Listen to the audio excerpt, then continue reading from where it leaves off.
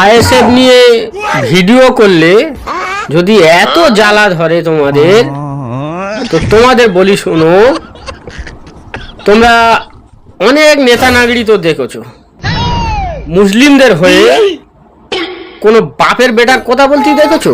আব্বাস সিদ্দিকী ভাইজানের মতো, নওশাদ সিদ্দিকী ভাইজানের মতো। তো যাদের জ্বালা করে ফাটে যাদের, আমি বলবো তারা হচ্ছে অন্ধ ভক্তদের থেকেও খারাপ।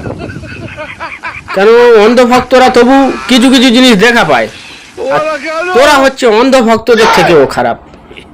এমন কোনো বাপের বেটা দেখাতে পারবে যে এইভাবে মুসলিমদের জন্য কথা বলতেছে? এখন বর্তমানে কে কথা বলছে? কেন আমরা সব দেখছি, যারা যারা নওশাদকে বিজেপির দালাল বলতো, দলে দলে তারা সবাই বিজেপিতে সামিল হয়ে গেল।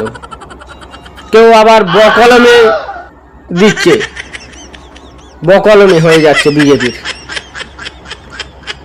তো তবু তাদের হয়ে তোমরা গাইবে, গাও ভাই, এটা তোমাদের রাইট আছে, যে যার পছন্দ করতে পারে।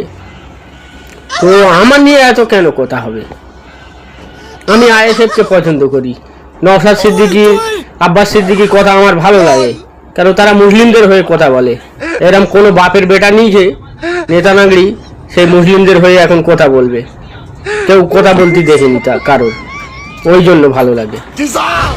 এই ভিডিওটা দেখো, তাদের জন্য এই ভিডিওটা দেখবে, আর শেয়ার তো করবে না তোমরা, আমি জানি শেয়ার করবে না, কেন তোমাদের জ্বালা করে হাতে। শেয়ার করবে, ভিডিওটা দেখো। সংবিধানকে বাঁচাবার স্বার্থে কেন্দ্র সরকারের বিরুদ্ধে আমাদেরকে বুকে তাজা খুন দিয়ে হলো লড়াই করতে কারা পারবেন উঠে দাঁড়া। আমার দেশের সংবিধানকে যে মিটাতে চাইবে, আমরা তাকে মূল গোড়া থেকে মিটিয়ে দেওয়া রাজি আছে।